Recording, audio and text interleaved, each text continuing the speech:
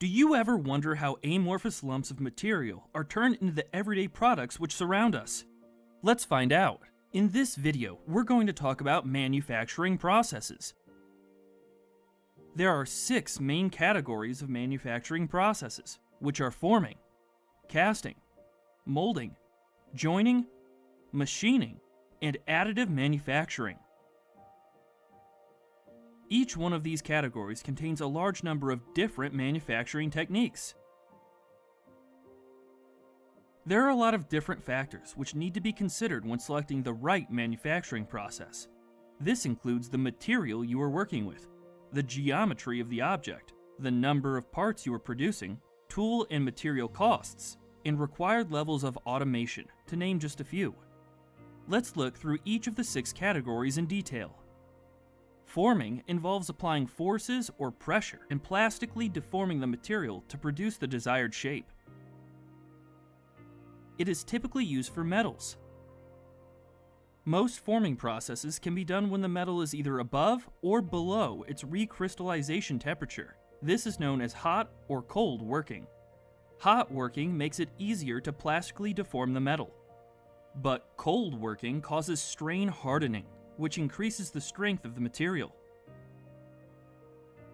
3 common forming processes are forging, rolling, and extrusion. Modern forging is done using machines. In closed die or impression forging, the metal is placed between top and bottom closed dies. Repeated strokes from the hammer are used to cause the metal to flow into the shape of the dies. Objects produced using forging can have improved mechanical properties compared to objects which are cast, but it can be difficult to achieve tight tolerances using forging, and the required equipment can be expensive. Extrusion is a continuous process which involves placing hot metal in a chamber and using a ram to force it through a die, producing a long object with a constant cross-section. Extrusion provides an excellent surface finish and can achieve very tight tolerances, but it is only suitable for producing 2-dimensional shapes. Rolling is probably the most commonly used forming process. It involves passing metal between 2 or more rollers, which apply pressure and reduce thickness. More complex products like I-beams can also be manufactured by rolling.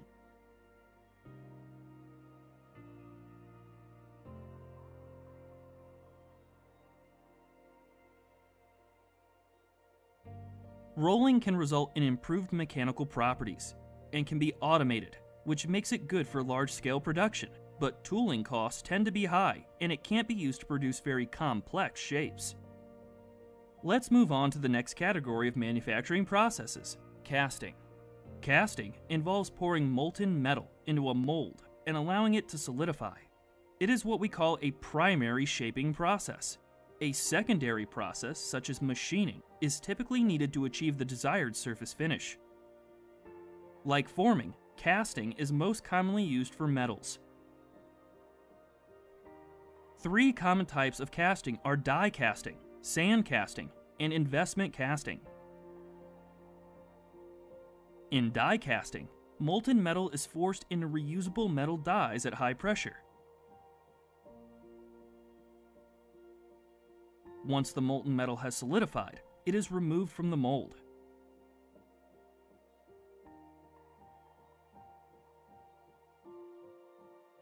Die casting is mostly used for non-ferrous metals like aluminum and zinc, which have low melting temperatures.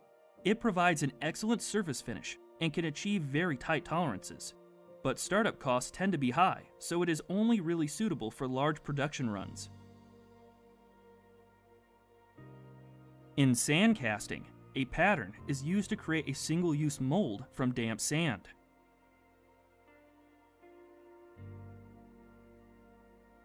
The sand is typically contained in 2 mold boxes called the cope and the drag.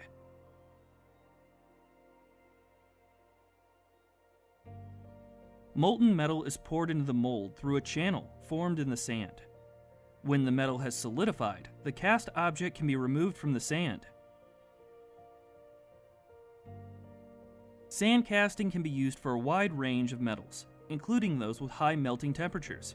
It can produce large and complex parts, and initial costs are very low, making it good for small production runs. However, it provides a poor surface finish and is not as accurate as other casting processes. The last casting process we will look at is investment casting. Several wax patterns of the same object are created and attached to a sprue. The wax tree is dipped into a slurry to create a ceramic mold.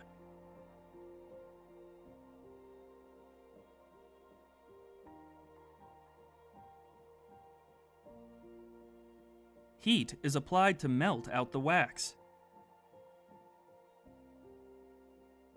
Molten metal is then poured into the ceramic mold.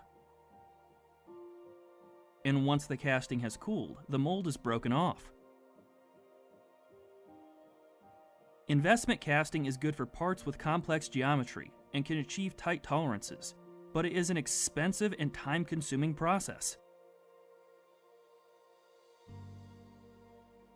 Molding is very similar to casting. It involves shaping a liquid or pliable material using a mold. Most of the time, molding is used for forming plastics.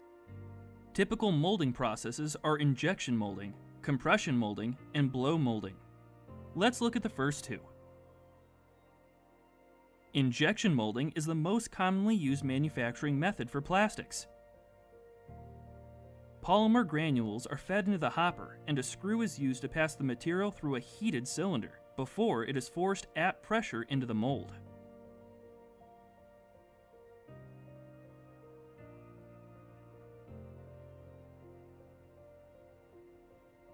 Injection molding is mostly used for thermoplastics, which are polymers which soften when they are heated and harden when they are cooled. It is a very fast process and can be fully automated, meaning labor costs are low, but startup costs are very high due to the expensive molds, so it is really only cost effective for large production runs. Compression molding involves placing a precise amount of material into a mold. The mold is closed and pressure and temperature are applied.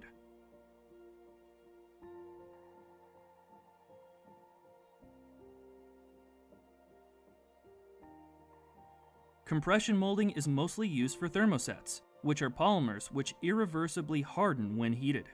Tooling costs are relatively cheap, making it good for small production runs, but it is quite a slow process and is not well suited for complex designs. So far, we have only looked at material deformation processes. Machining is a material removal process, where a tool is used to remove material from a larger object. It is often used for secondary shaping, when the part has already been formed using a primary process like casting. Machining can be used for a wide range of materials, including metals, plastics, and wood. Examples of machining include drilling, turning, and reaming. Drilling is the cutting of a normal circular hole by pressing a rotating drill bit through a solid object.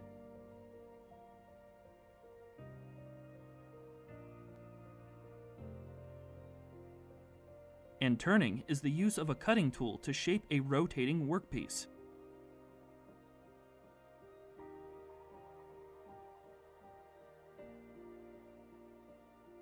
Let's move on to the next category.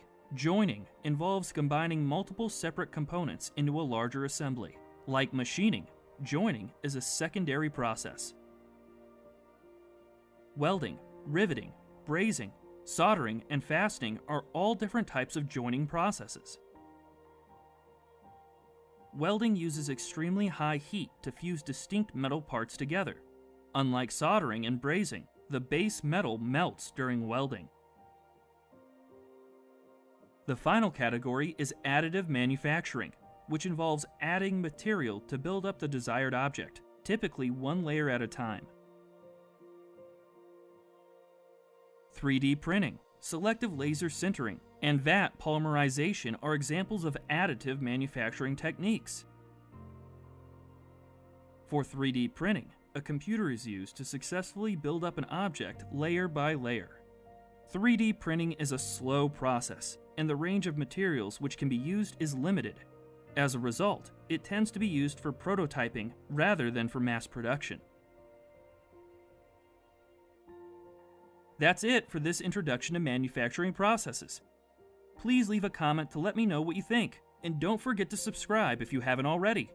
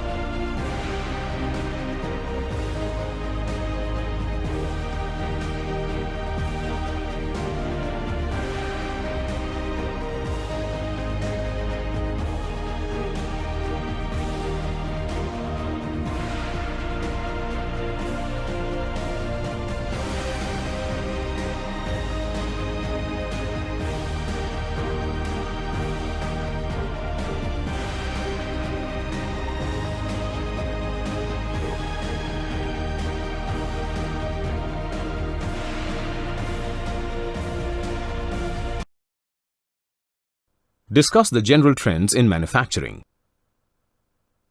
We know that a manufacturing process is classified as casting process, forming process, welding process, and material removal process. Each of these processes is carried out to perform some specific task. Executing these processes in manufacturing process for some specific purpose is termed as general trends in manufacturing. Let's now discuss the general trends in each of these manufacturing processes. Casting is used to make complex shapes and to produce large number of products at small production rate.